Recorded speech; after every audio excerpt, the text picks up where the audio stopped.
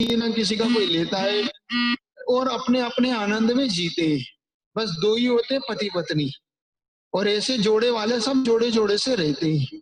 अंत में मरते हैं तो अपने साथ एक जोड़ा पैदा करके चले जाते हैं, एक स्त्री एक पुरुष, इस प्रकार से ये आ जाता। ठीक, तो पहला काल कौन सा हुआ? इसको क्या बोलते हैं? प्रथम भोग भूमि। क्या बोलते हैं इसको? फिर सुषमा काल, कौन सा हुआ? सुषमा। इसको बोलते हैं मध्यम भोग भूमि। क्या बोलते हैं इसको? पहली हुई उत्तम भोग भूमि, दूसरी हुई मध्यम भोग भूमि। ठीक है, दूसरा तीसरा काल आया सुषमा सुषमा दुष्मा। कौन सा काल हुआ? हाँ, इसमें दुष्मा क्यों लगा दिया? इसके इस भोग भूमि में बहुत काल तक तो सुख रहता है, अंत अंत में जब चतुर्थ काल की ओर आते ही तो इसमें कुछ दुख उत्पन्न हो जाते हैं। मतलब कल्प वृक्षों का, सूर्य चांद का दिखना, व्यक्ति को भोजन इत्यादि करना, ये सब इस प्रकार के दुख कुछ शुरू हो जाते हैं इस काल में, इस कल्प वृक्षों से। उनकी रोशनी इतनी होती थी, उनके पास जो रत्नों के, उनके जो वृक्षों का जो उजाला होता था इतना ज्यादा हो जाता कि हजारों सूर्य उसके सामने फीके होते थे, तो उसका इतना प्रकाश हुआ करता था। तो वह अकल्प वृक्षों का नहीं होते थे, लेकिन उनके जैसे कि आप जीरो बल्ब जला दो और 10-50 हेलोजन जला दो तो जीरो बल्ब, तो उसका अस्तित्व ही नहीं है। बच्चों की इतनी रौनक होती थी कि इनकी तरफ इनकी सूर्य चांद की कोई इनकी रौनक, लेकिन बाद में जैसे जैसे कल्पवृक्ष का प्रकाश घटा तो अपने आप ही क्या है, आदिनाथ भगवान से पूछा ना ने, भगवान ये क्या चमक दिख रहे हैं? 13 कुलकर होंगे, उन कुलकरों में हर कुलकर एक एक व्यवस्था बताएगा, ये क्या करना है, ये क्या करना है, ऐसे बता रहे, आप पढ़िए। तो तीसरा काल हुआ सुषमा दुष्मा। क्या हुआ? चौथा हुआ दुष्मा सुषमा। अब दुख ज्यादा है, सुख कम है। देखो, पहले था सुखमा दुखमा, जिसमें सुख ज्यादा था, दुख कम था। चतुर्थ काल में दुख ज्यादा है, सुख कम है। ये कर्म भूमि, ये क्या हो गई? ये कर्म भूमि। पहले तीन हो गई, भोग भूमि, उत्तम भूमि, मध्यम भूमि और जगन्य भूमि। क्या हो गई? तीन। अब आ रही है चौथी, कर्म भूमि। यहां से तीर्थंकरों के जन्म, मोक्ष का द्वार खुलना, पुरुषार्थ करना, सठ कर्मना, ये व्यवस्था इस चतुर्थ काल में शुरू हो जाएगी। यहां से भोगभूमि का पूरा तीसरे काल खत्म होके यहां से मनुष्य पुरुषार्थ करेगा। इसीलिए इन भोग भूमि में मोक्ष भी नहीं है। क्या नहीं है? क्योंकि जब ज्यादा सुख भी हो जाता है तो व्यक्ति पुरुषार्थहीन हो जाता है, हो जाता ना। ज्यादा दुख हो जाता है तो भी पुरुषार्थहीन हो जाता है, वो दुख को दूर करने में लगा रहता है, और ज्यादा सुख हो जाता है तो सुख को भोगने में लगा रहता है। आप देखो, ज्यादा अमीर व्यक्ति मंदिर नहीं आते, और बहुत ज्यादा दुखी वो भी मंदिर नहीं आते। क्यों? वो कहते भैया पेट भरे, दुकान करें कि मंदिर जाए। तो मध्यम वाले ही मंदिर आ पाते कि भैया ठीक है भैया, हमारा थोड़ा बहुत काम भी चलता है और हम मंदिर भी चले जाते हैं। और एकदम जिनके पास बहुत बड़ी मिलें हैं, ये हैं, वो कहते भैया हमारे पास समय नहीं है, हम तो ड्यूटी पे, मतलब उस पे जाए, फैक्ट्री देखें, ये देखें, बॉम्बे देखूं, दिल्ली देखूं, कलकत्ता देखूं कि मंदिर जाऊं।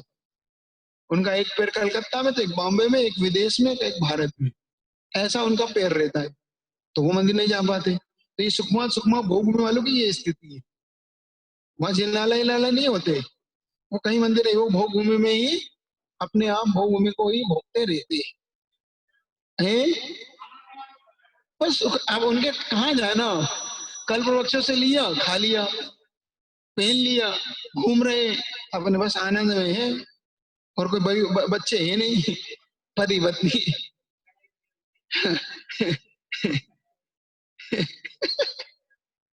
लड़ाई झगड़े ठीक। और फिर चतुर्थ काल में पुरुषार्थ करना है, तो इस प्रकार अब आया।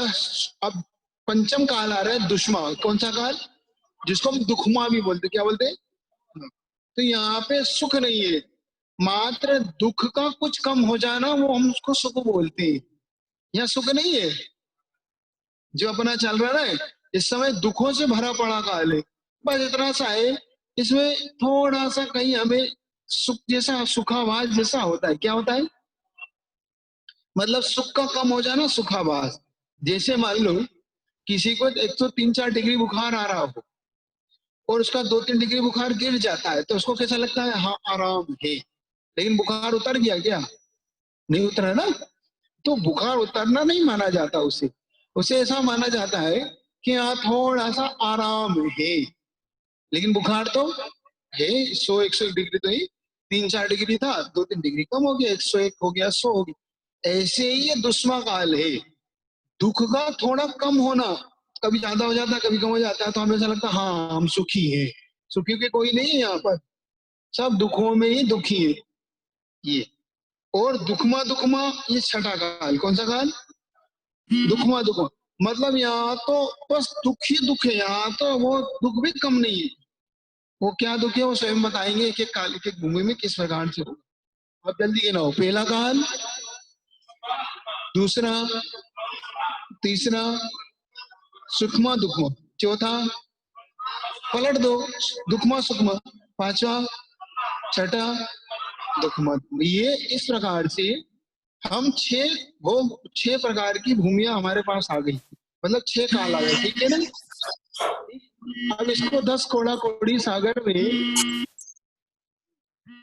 10 कोड़ा कोड़ी सागर में इसको विभक्त करना है। क्या करना है हमें?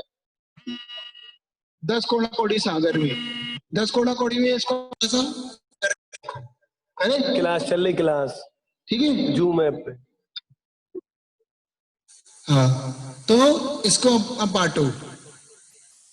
पहला जो सुकमा सुकमा काल है, 4 कोड़ा कोड़ी, कितने का है? ठीक। दूसरा सुकमा, जो दूसरा सुखमा काल है, वो 3 कोड़ा कोड़ी का, कितने का है? 4 और 3 7। और तीसरा है 2 कोड़ा कोड़ी सागर, कितना हो गए? 9। अब मतलब 10 कोड़ा कोड़ी में से 9 कोड़ा कोड़ी सागर तो भोग भूमि में बीत गए। ठीक है। अब अपने को 1 कोड़ा कोड़ी सागर बचा। कितना बचा? जिसमें से 21,000 का पंचम, 21,000 का छठा, तो 42,000 कम कर दे तो 1 कोड़ा कोड़ी सागर में से 42,000 कम करने पर चतुर्थ काल होता है। ठीक। फिर ये जो हम पंचम काल में, ये कितने का है? 21,000 वर्ष का। कितने का? फिर जो आने वाला छठा होगा 21,000। टोटल कितने होगा? ये 10 कोड़ा कोड़ी सागर हो गए ना। अब पहला काल कितने का है? दूसरा, तीसरा, चौथा, 42,000 कम 1 कोड़ा कोड़ी सागर। पांचवा, 1000 कम 42,000 वर्ष कम, वर्ष कम 1 कोड़ा कोड़ी। और हाँ, क्योंकि 21-21 के 2 कर लो। पंचम, छठा, अब याद रहेगा 10 कोड़ा कोड़िया में आपको विभक्त याद रहेगा, 6 भागों में आपको इसमें बांटना है। ठीक। चलिए, अब इससे अपन ठीक विपरीत जाएंगे उस सरपणी में। अभी अपन अवसरणी पे चल रहे थे। ठीक है। ये कौन सा काल था? ये अवसरणी। अब इसके बाद हम ठीक विपरीत चलेंगे, तो फिर पुनः हम 21, फिर 21, फिर 42 का हम 1 कोड़ा कोड़ी, फिर 2 कोड़ा कोड़ी, 3 कोड़ा कोड़ी, 4 कोड़ा कोड़ी, ऐसे हम ऊपर बढ़ेंगे। ये घटता हुआ काल है। बस जैसे आए थे वैसे चढ़ जाओ। जिस सीढ़ी से नीचे उतरे थे उसी सीढ़ी से ऊपर चढ़ जाओ, दूसरी सीढ़ी मत लगाओ। जिस सीढ़ी से नीचे आए थे उसी सीढ़ी से ऊपर चढ़ जाओ, अपने आप मंजिल में पहुंच जाओ। ठीक है। वही 21, 21, 42 का 1 कोड़ा कोड़ी, 2, 3, 7, 4, 2, 3, 4, आपको ऐसे याद नहीं जाएगा। ठीक है। हाँ, 4, 3, 2, 1, 21, 21, जो 42 कम। ठीक। फिर 21, 21, 42 कम 1, 2, 3, 4, टोटल हो गए 10 कोड़ा कोड़ी। और टोटल मिला दो दोनों को तो 20 कोड़ा कोड़ी। इसको क्या बोलते हैं? कल्पकाल। एक कल्पकाल ये बनता है। ये जैन दर्शन की ये फिलोसॉफी आपको समझना बहुत अच्छा रहेगा। इसलिए मन बनाया क्योंकि हमारे यहाँ पर जैन फिलोसॉफी क्या कहती है और अन्य दर्शनकार क्या कहते हैं और विज्ञान क्या कहता है, इन तीनों चीजों से अपने को अपने आप समझ में आएगा कि ये तीनों चीज क्या कह रही है हमें। ठीक है। तो ऐसे अब देखो, अब सुषमा सुषमा काल में क्या क्या होता है वो बता रहे हैं। सुषमा दुष्मा का अर्थ बता रहे हैं। इस प्रकार से सुषमा सुषमा को और दुखमा कहते हैं, सुषमा को सुखमा भी कहते हैं और दुखमा भी, ठीक है। अब सुषमा और दुष्मा का दोनों का अर्थ वो बता रहे हैं कि क्या कहलाते हैं।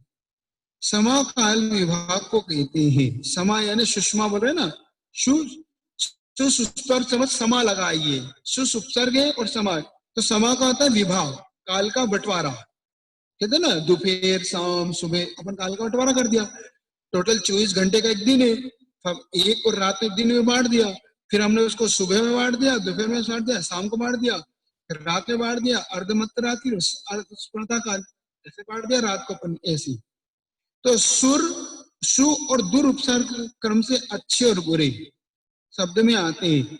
तो सु लगने पर सुषमा हो गया, दु लगने पर दुष्मा हो गया, इसलिए सुख और दुख ऐसे बन जाएगा, ठीक है। अपना ये अर्थ उन्होंने खोल दिया। तो नियम के व्याकरण के नियम के अनुसार ये श हो जाता है, अतः सुषमा और दुष्मा की सिद्धि होती है। अब अवसर्पणी के प्रथम 3 काल और उत्सर्पणी के अंत के 3 कालों में कौन सी भूमि रहती है और उनसे कौन सी विशेषताएं हैं। मतलब अवसर्पणी की 3 कालों में, प्रथम 3 कालों में मतलब कौन से, सुखमा सुखमा, सुखमा और दुखमा, सुखमा दुखमा, ठीक। और उत्सर्पणी के अंत की 3 कालों में दुखमा दुखमा, दुखमा और दुखमा सुखमा, ये 3 काल ऐसे है। उन्हें भोग भूमि रहती है, उनकी निम्नांकित विशेषता देखो। भोग भूमि में रज धूम अग्नि हिम आदि, मतलब ना वहां पर अग्नि होती है, ना अपने यहाँ जैसे धूल उड़ती है ऐसी कोई धूल उड़ती है वहां पर, न वहां पर धूम यानी धुआं होता है, अग्नि हिम यानी वहां पर ना बहुत बारिश होती है, न वहां पर बर्फ गिरती है।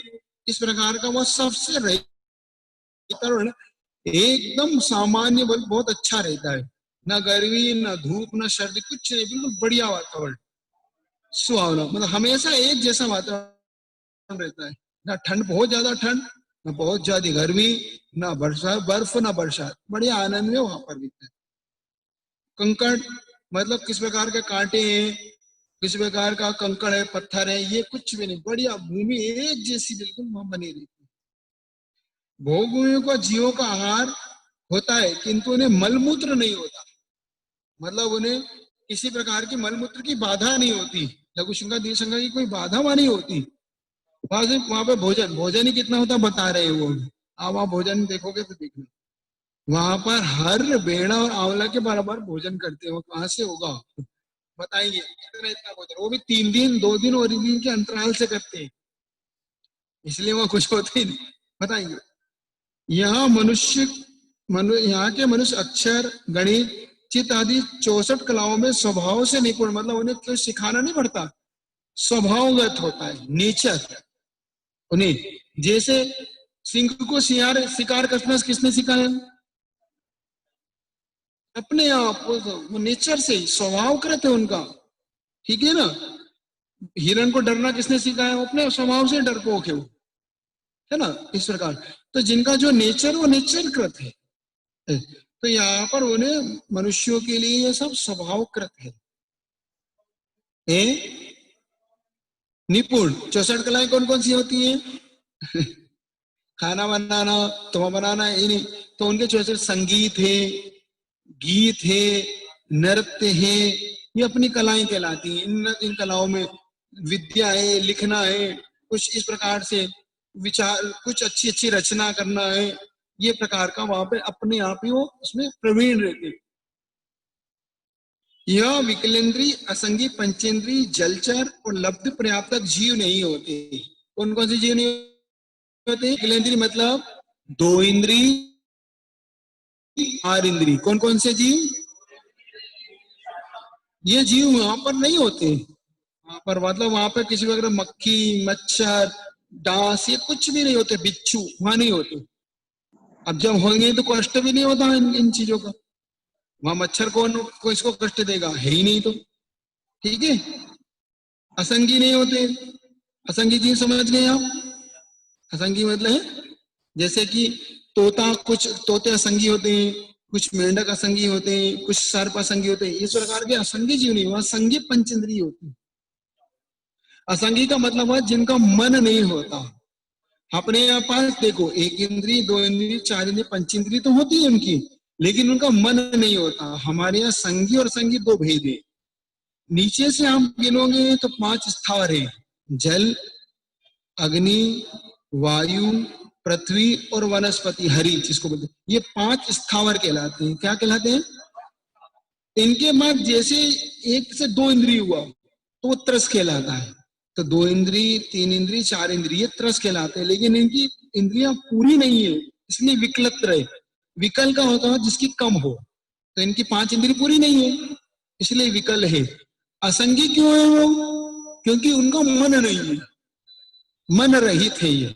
जैसे हम सोचते मन से, हम सोचते ना, मन से सोचते हैं, मन से विचारते हैं, क्या भला है, क्या बुरा है, मोक्ष मार्ग क्या है, धर्म क्या है, पाप क्या है, अधर्म क्या है। असंगी ये विचार नहीं कर सकता क्योंकि मन नहीं है उसके। तो वो किससे विचार करता है? वो मति ज्ञान और शुद्ध ज्ञान उसके पास होता है। क्या होता है उसके पास? हाँ, वो मति और शुद्ध ज्ञान से विचार करता है, लेकिन उसका कुमति और कुश्रुत होता है वो ज्ञान। इसलिए वो मोक्ष मार्ग के लिए कार्यकारी नहीं है उसका ज्ञान। अपने लिए मन होने से हमारा ज्ञान मोक्ष मार्ग के लिए कार्यकारी हो सकता है। ये भेद है अपने और उसके ज्ञान में। ठीक है? तो असंगी किसे कहते हैं? नहीं, जिसके पास मन नहीं है। इंद्रियां कितनी है उसके पास? 5 है। इंद्रियां तो 5 है, मतलब वो स्पर्शन यानी अपने हाथ से छूते ना, वो है।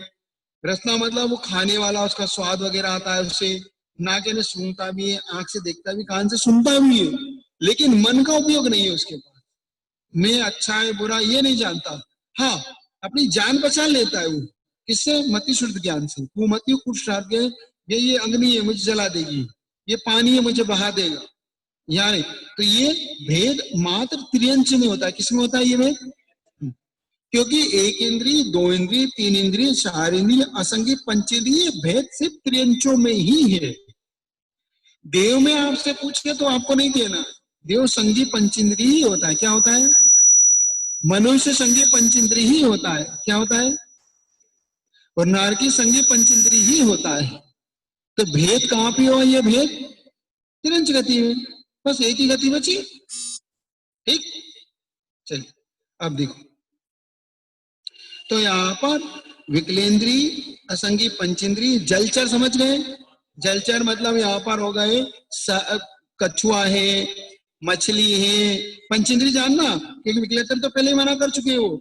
यहाँ जलचर का मतलब पंचेंद्री, थलचर का मतलब पंचेंद्री। अच्छा, मैं आपसे, मक्खी कौन सा चर है?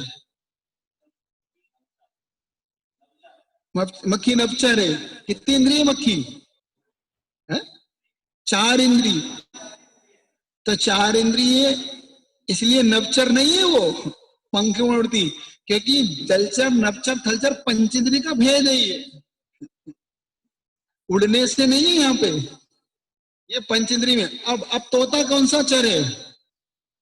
नभचर। लेकिन क्यों? क्योंकि पंचेंद्रिय है। मछली कौन सा चर है? जलचर।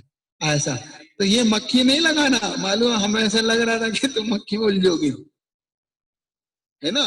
तो ये 2 इंद्रिय 3 इंद्रिय को चर में नहीं गिनना। जलचर थलचर में किसको गिनना? पंचेंद्रिय को। तो ये जलचर का निषेध यहाँ पर कर रहे हैं। जलचर का निषेध का मतलब हुआ यहाँ पर सर्प, मगरमच्छ, मछली, कछुआ, व्हेल मछली, जो जल में रहने वाले जीव यहाँ नहीं पाए जाते। कौन से? पंचेंद्रिय। ठीक। और लब्ध पर्याप्तक, लब्ध पर्याप्तक का मतलब होता है वो जीव जो अकाल में जन्म लिया और जिनकी पर्याप्ति पूर्ण मरण हो गया। 6 पर्याप्तियां होती है उनकी, उसकी पूर्ण होने से पहले ही उनका मरण हो जाता है। इसको बोलते हैं लब्ध पर्याप्तक। तो हाँ, लब्धि अपर्याप्तक शब्द है एक्चुअली में। जैसे कि 6 पर्याप्ति होती है, अगर आपने पढ़ी हो तो, लेकिन आप थे ही नहीं उस दिन, पढ़ेंगे कैसे? आहार, शरीर, इंद्री, स्वाचस्वाद, भाषा और मन। हमारा जो शरीर बनता है ये आहार पर्याप्ति से बनता है। हमारा शरीर की निर्माप्ति होती है ना, किससे होती है? आहार। हमारा शरीर भोजन से नहीं बनता, मुख्य हमारा शरीर आहार वर्गणाओं से बनता है। ये वर्गणाएं इस वातावरण में घुली हुई होती हैं। जो जीव इनको अपने जो कर्म जिसने जैसा कि उस कर्म के अनुसार प्राप्त करता है वातावरण से। फिर जब हम वही आहार वर्गणाएं कठोर और लिक्विड फॉर्म में होती हैं, कठोर फॉर्म में वो हड्डी वर्ग में परिवर्तित हो जाती है और लिक्विड फॉर्म की वो खून इत्यादि में परिवर्तित हो जाती है। फिर से शरीर की रचना बनती है। फिर वही वर्गणाएं आहार वर्गणाएं हमारी इंद्रियों का निर्माण करती है। आंख का, नाक का, कान का। मतलब मान लो कोई मनुष्य, कोई देव मनुष्य तिरंज घर के माँ के गर्भ में पहुंचा, तो माँ के गर्भ में जैसे वहां आके उसने वहां पे जन्म लिया, अपने यहाँ जन्म कहाँ से माना? मर के जैसे वहां पहुंचा। हमारे 9 महीने के बाद जन्म हुआ अलग विवक्षा से कहते हैं हम। 9 महीने के बाद जो जन्म कहते हैं ना कि बच्चा जन्मा, वो हमारे यहाँ जन्म नहीं है। हमारे यहाँ जैन दर्शन में जन्म है। कोई व्यक्ति मरण करके कहीं माँ के गर्भ में पहुंचा, उसका नाम प्रथम समय से ही मनुष्य जन्म माना जाता है। तो वहां पर वो अपने, वहां कोई लिक्विड फॉर्म तो कुछ है ही नहीं, वो तो सिर्फ वहां लिक्विड फॉर्म जो घोल था, माता पिता के कारण जो घोल वहां उत्पन्न हुआ था, उस घोल में वो बच्चे वहां पर उस आत्मा ने उसको अपना शरीर बना लिया। फिर वो घोल धीरे धीरे ठोस रूप में परिवर्तित होता है। पहले वो लिक्विड फॉर्म में था, फिर वो ठोस रूप में परिवर्तित होता है। फिर धीरे धीरे इन वर्गणाओं से वो वहां पर 6 पर्याप्तियों को पूर्ण करके वो पर्याप्तक कहलाता है।